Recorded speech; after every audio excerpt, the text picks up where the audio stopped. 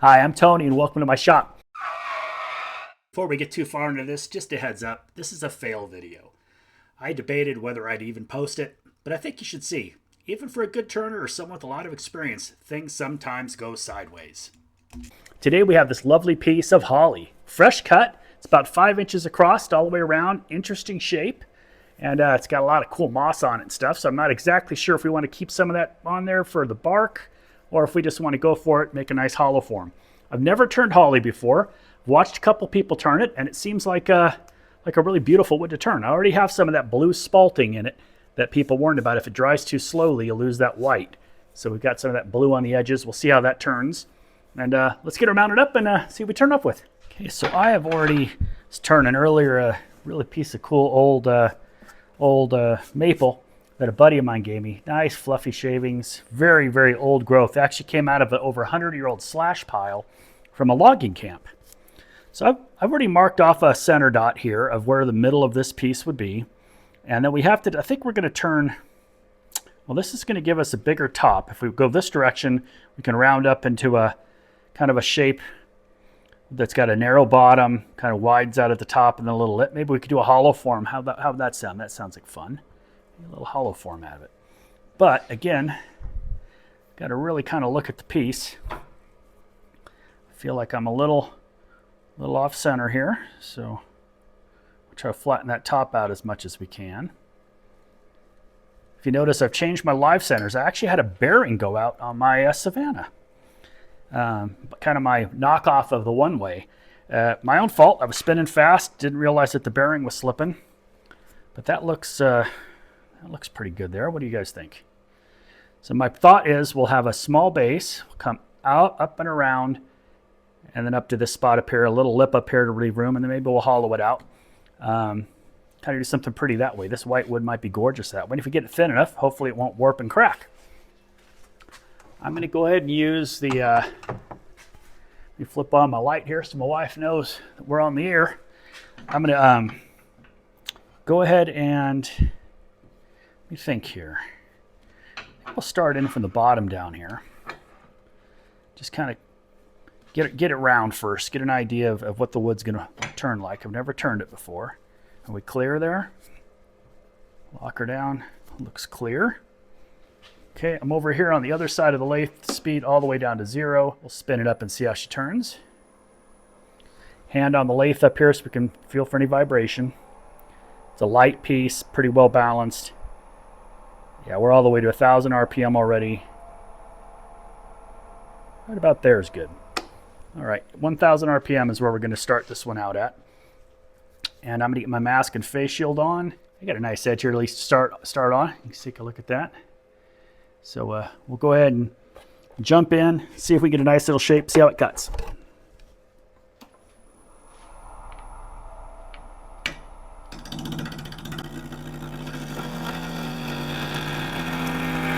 Okay, it's got a little vibration there, getting far away from the tool rest, but oh, look at that.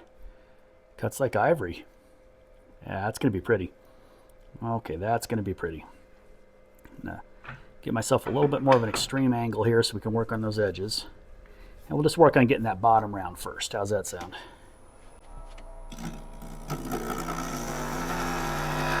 See right there, I'm starting to get a little bit of the chatter. We want to avoid that. Don't care about the bark.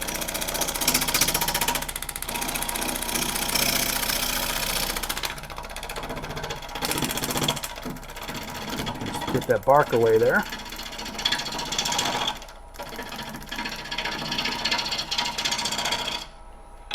Should help us. Let's see what we got here. Still below that, cuts. Oh, look at how pretty that is. That just cuts very nice. Of course, it's green.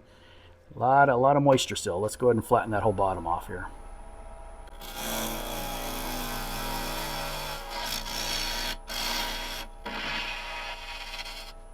Okay, we've got a full round here, so we know where we're at. We got a little bit of the bark there still, which is okay. We're gonna work around that. And now let's pull up the sides here. Let's find out where our rounds are going to be. This looks like the roundest we're going to get at the bottom here, and then we'll widen out as we go. It'll happen in steps. But for now, You can move that tool rest in a little bit more and keep getting around. Boy, this wood doesn't have an odor at all, and it's definitely a joy right now to cut. Can feel where we're going to catch him here, though. Take a look at what that wood's looking like. Look at that. Isn't that pretty? Wow. Very dense wood. Okay, we're clear there. Let's just keep knocking those corners off.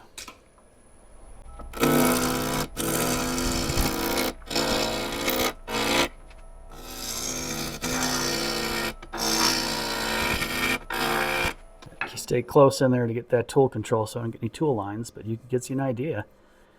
You get that purple line in there. Some of that spalting we saw from the outside. I read on one of the Wood Bible pages, I think it's called the Wood Bible, that holly, if it dries too quickly, will start to turn blue. So the goal is to try to get it into the kiln right away if you want to maintain that whiteness. And you can see we're going to come up on this side quite a bit still. But okay, let's finish up here rounding this top part off.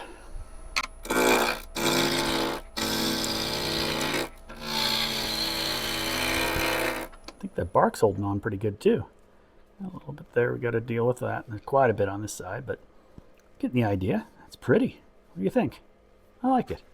I think I like it. Okay, got most of those hard edges done there, so let's go ahead and start stepping it up.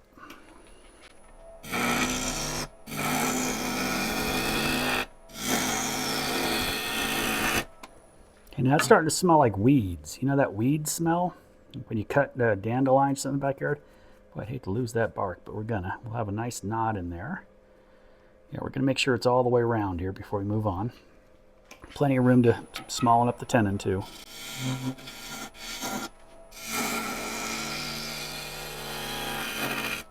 Very nice shavings. Like Annie, look how long these things are. The old long ribbons there. It's a pretty cool wood to turn so far. Yeah, we still got a ways to go. I want that bark all the way gone here on the bottom. And I don't really see any other defects that are going to be a problem here. Pretty impressive. Matter of fact, we're already round there, so let me keep working the sides up so I get a better feel. I think I could have centered this a little differently. You might have get a little more material. But the bark is definitely, is an oddly shaped blank to start with.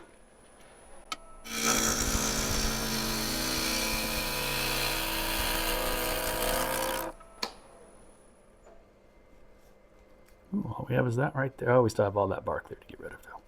A little dent right here is going to be kind of our low spot. So we'll find out what our widest spot can be. And we'll shape around that with our 2/3 kind of mentality.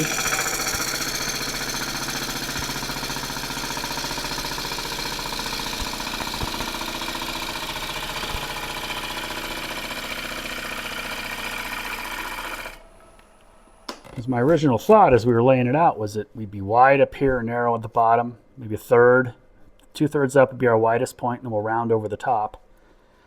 Looks like it would, there's a ways to go here. Be a pretty little pot. Or a little hollow form or something. Haven't really decided yet. Gotta keep thinking.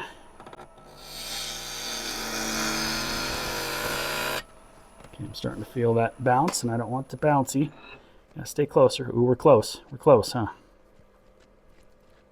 Let's see where our rim is. I'll be able to play with that a little bit. There's our pith. I can keep an eye on that. Make sure we don't get any anything naughty happening there. Don't want any naughty pith. You can tell where I lost my bevel contact there.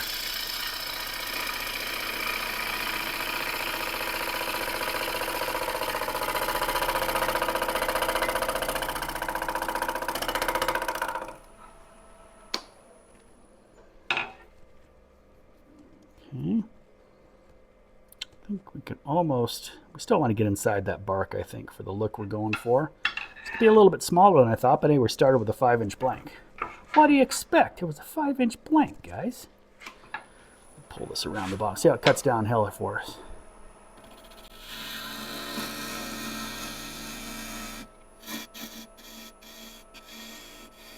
You can still feel that bark right there. Just a little. We're down to, that might actually polish and sand nicely. Add a little character. Got something that makes me nervous about ring shake there, but it's clearly okay.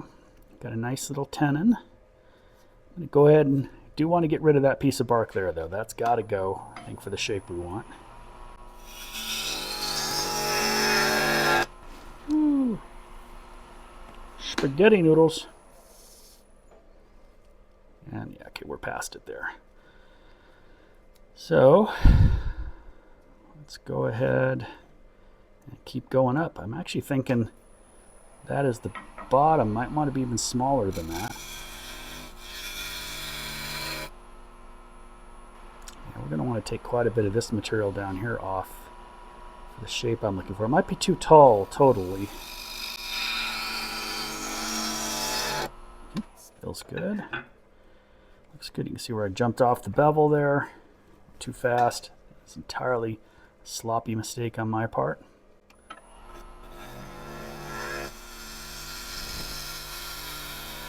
I'm leaving that mass up there for on purpose. Boy, just making shavings of this is awful nice. And we could go with a teardrop. That really wasn't my initial thought. See how it's moving here?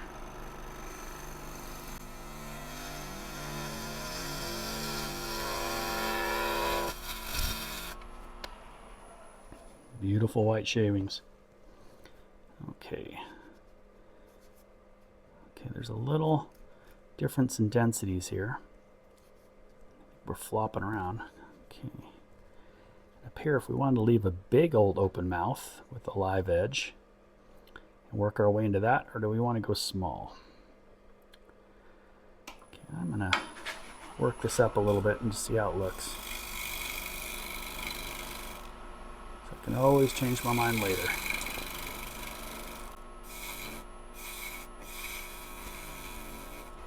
If you notice, what I'm looking at is this horizon over here. I'm cutting here, but my eyes are up here because this is where I can see where the change in shapes are going to come from. And I don't particularly like that look. I don't think I'm happy with that. I think that's kind of a funky shape. Funky shape. So maybe we'll just keep bringing this round, or maybe we'll round it all the way over, maybe even a closed form. We already have a little bit of a closed form if you look here. So if we bring this even further around, might end up with an attractive shape here.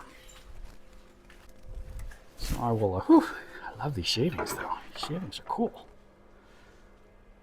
Okay, yeah, I'm gonna go ahead and get rid of that altogether. I'm gonna come down from the top so we try to keep as much of that bark if we want it.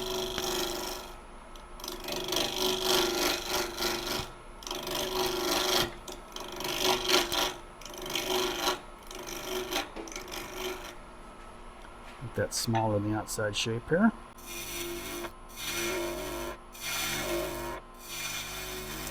Right there I start to get a little of the shakes.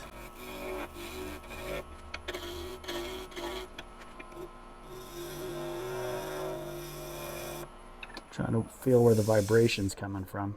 But I'm definitely getting some wiggle. You can see it in the tool marks. It's moving. It doesn't feel like there's a different density in the wood.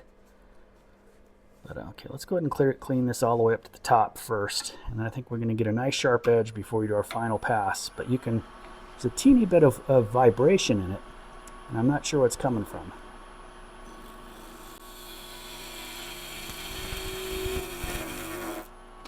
Boy, it feels nice, cuts beautifully. We've kept our bark on there. We got a little branch coming. There's just too much uniformity in that shape right now. Just a little too symmetrical. I think we want to come this direction, and I'm going to try a shear cut on here with the long wing of the gouge. I'm going to see if that's going to give me a good shaping cut, if it maintains these beautiful cuts or not. Again, new woods, you learn something every time you try a new species, right?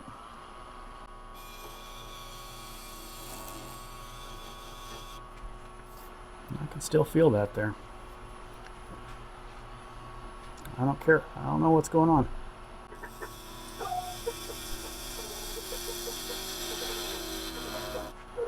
That wants to flare. We want it to be uniform.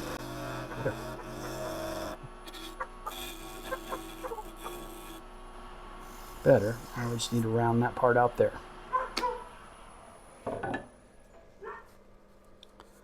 Very pretty, but very kind of plain Jane too, if you think about it. It's very plain looking. I understand this will polish. See, you get lots of vibrations and tool marks up there. That's not going to fly. So let's get ourselves a sharpening, and I'll be right back. Okay, got our super sharp tip here. Let's see if we can get up around this edge and get rid of all those tool marks. Increasing my speed a little bit too.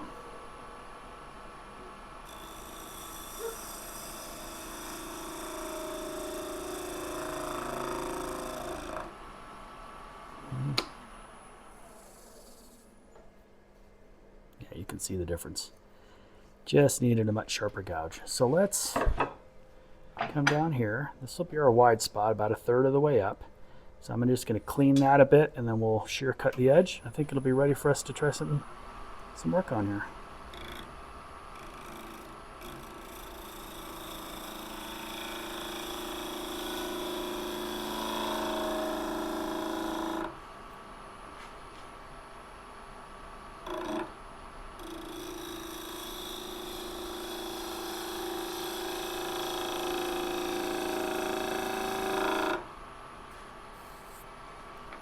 Feels like ivory, but you can hear it chattering there.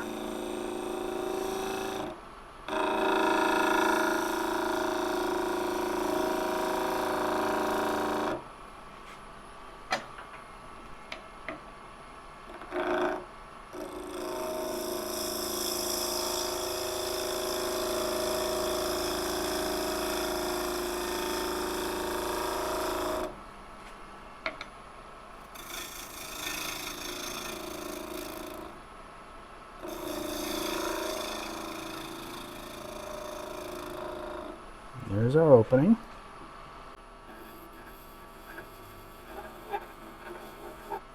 That felt better.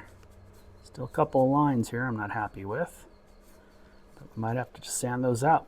This, I think, is causing my bounce. I'm hitting something a little bit different densities maybe in the wood, or it's just moving while we're cutting.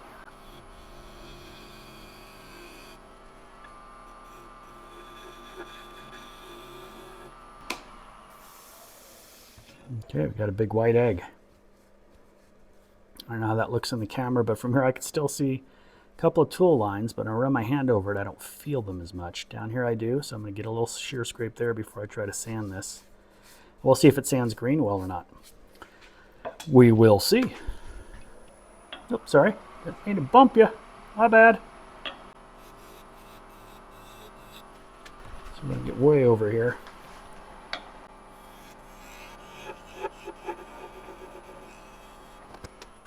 And I could hear it.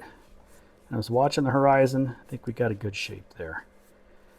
Might bring it down a little bit smaller on the base, but we can do that when we go to remove the tenon, or we can do it now. What do you think? I think the base should be a little bit wider than the top. I think that's probably looking about right there. Here's where our spot cracked. That's what's giving me the vibration. It has a chance to move around a little bit in there. Let's go ahead and peel that down and get a nice fresh start, and then I'll true up that tenon, and we should be ready to flip it around.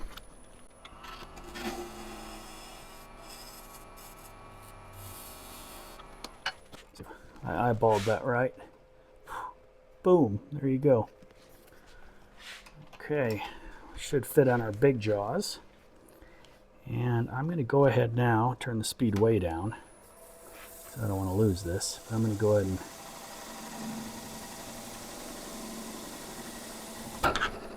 well, that's not what I wanted, but darn it. Came off here, chipped my tenon a little bit. Didn't hurt us up there. Are there any other marks on the part of the mat? Oh, we're pretty good there. Get a chisel. Oh, didn't need one. Popped right off. See if we can line it back up here so I can get another little dot on the bottom. So when we go to remount this, it's going to be rough if we don't have a spot there. Yeah, see, we're a little wobbly, but not bad. We'll be okay. We're just gonna have to do a little bit more eyeballing than I wanted to. And I also wanted to sand it while it was here. And I don't know if I can do that without it being nice and tight.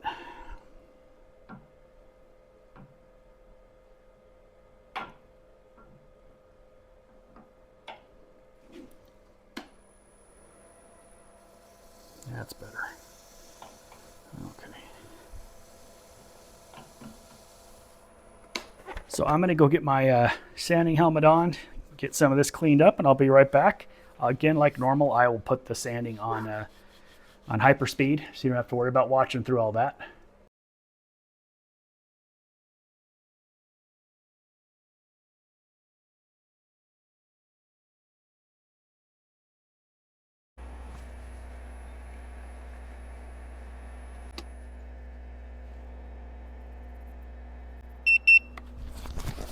Okay, that is it.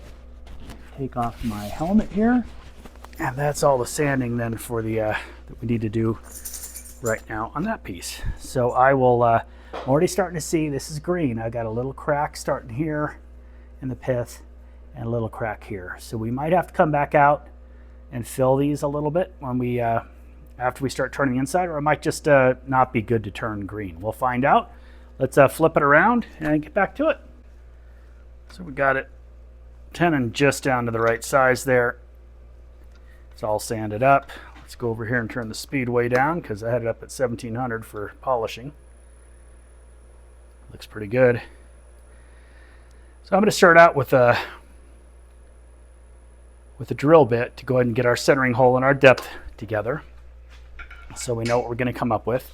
And for that, I'll use a Jacob's chuck and a large 1-inch drill bit in diameter, and then it'll be easy for us to have our depth set, and then we can hollow out from there. Got the big mamma jamma here, and I'm going to go ahead and get it in here first. We know that about halfway down that blue material there, it'll be the depth we want, and we're going to go nice and thin on this. Hopefully it'll not crack. Got my hand on the chuck. We'll feed it in slowly. So far this holly turns beautifully. It's almost like cutting a bar of ivory soap. I have had some little cracks developing, and that's where the chatter was coming from. So it was splitting a little bit and changing shape. So I'm having to be very careful as we get into the hollowing process here that I don't accidentally get a catch on something that's breaking up in there. Let me blow this out. And again, it had no smell really when I turned it on the outside, but as it's sitting, it's starting to smell kind of like if you were cutting dandelions out in the outside. It's got kind of a weedy smell. And it wants to grab. There you go. So, and that's as far as we need to go. So, with that, I'll go ahead and put the drill bits away. And we'll take a regular bowl gouge, clean up this top up here, get it to where we're going to be happy with the way it looks. We're going to have to be coming in at small passes this direction to keep the rim thin and not end up with a bird's mouth shape. And it shouldn't be a difficult hollow on this one. We'll have a nice big hole up here. I don't plan on leaving a little 1-inch hole for this. Don't think it add any value to the look of the piece. And I know that that's a really cool look, and there's some guys who really make their bread and butter by doing those super smallmouth openings. I mean, some of the Kevin Jesquill pieces I've been looking at are absolutely mind-blowing, and he's got such a gift for that.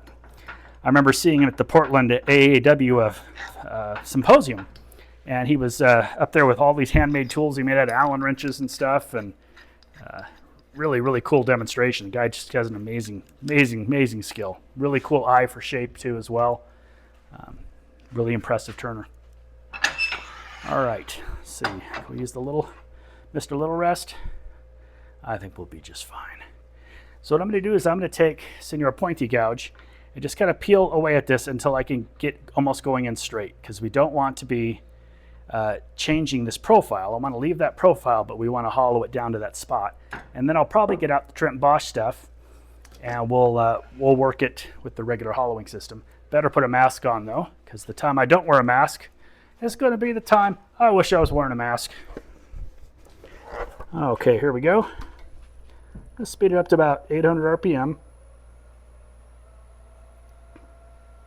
We're actually right at 950 right now. Might be a little high.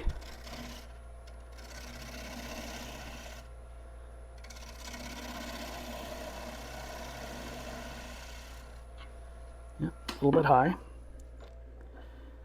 And I'm going to go ahead and move the camera so you guys can see exactly what I'm doing here. Hold on. All right, that should be way better. Let's see here. So I'm coming in straight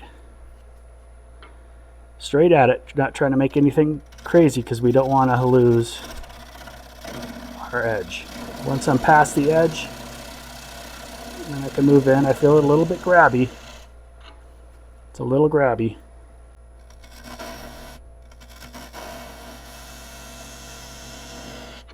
Now you can tell that all has to be done by feel. You really can't see it. And what I'm looking for is I'm trying to get a uniform thickness on the outside on this bark. But it's off-centered enough that that is not going to happen. This part is lower than that part, so let's just see what happens. I'm going to see. I think as long as we stay lower,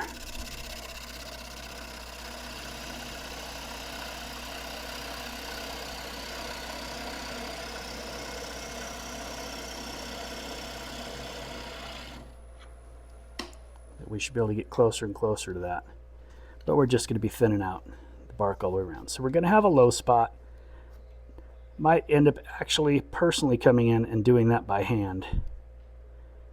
Cutting that with a chisel to keep that uniform. I don't think I can get it on the lathe. It's just not centered, right? Unless I can come in. No, I don't think there's another way to do that, to be honest.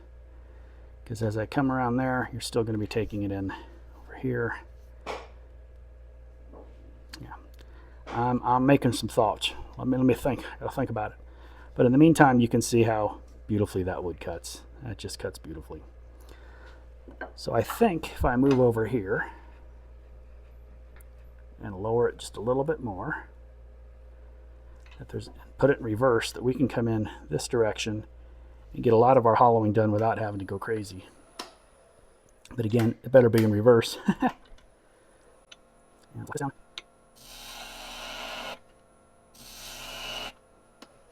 You have to keep pulling those shavings out. So the minute we get coming in closed form, you get the shavings to contend with. I need to start out here.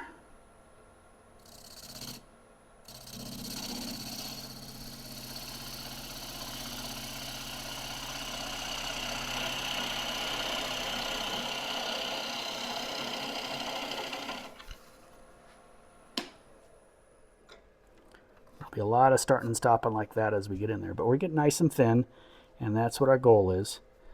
And once I'm past the first inch, I have to kind of abandon this tool. Then I have to move to a different tool.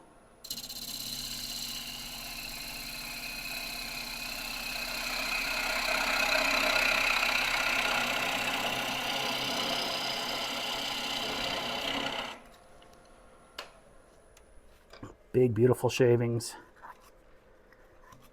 Cuts really nice. We're getting down to that thin wall up there. Take one more pass with this, and then we have to move to another gouge.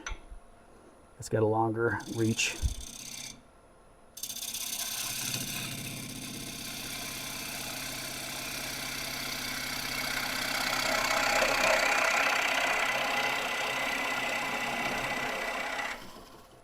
Nice and thin. We're way undercut there. Probably, yeah, let's get out a smaller, longer gouge with a little more meat. We'll see if we can keep this going in this direction here.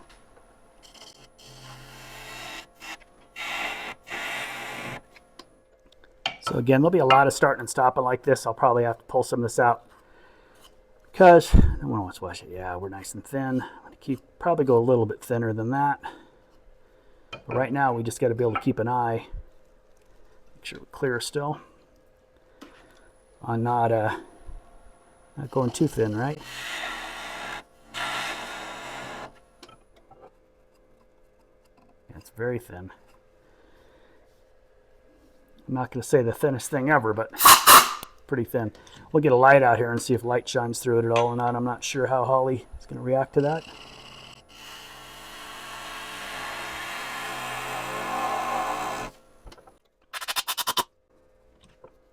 Got some ridges in there though, so I need to go real gentle down the edge here.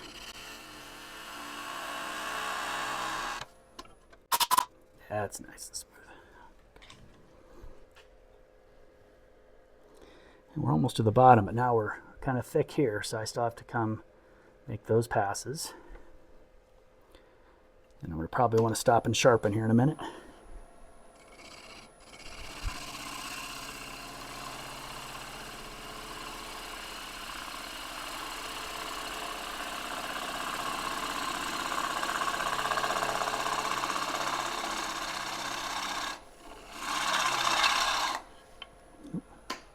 There's something that didn't sound good. A little crack there. And we cracked here. So there you go. That was all it took. So as we got thin, stress from the pith cracked right through here. Can you see that? Let's move you around over here. Hold on. So as we're turning and we're getting thin, we started developing cracks. Got one there, and then the big one I actually heard pop right there. So this wood, as beautiful as it is, and as thin as we were getting it, it just couldn't handle being turned green and that thin. So a lot of stress there. So we're gonna have to wait and watch the watch for the other one to dry up for us, I guess. What a shame. What a shame. Look at that. It's gonna be so pretty. But we'll put this aside and we'll wait for it to stabilize and crack. We might end up doing an epoxy pour, or I can drill some holes down here. We can lace it up. I just don't think I can keep turning it right now as it's doing that. I'm going to get a bad catch on the inside, and that will be it. You know, get a catch, the whole thing will bust apart. So got to know when to fold them, and this is the time. All right. Well, thanks for sticking with me. Everyone can't be a winner.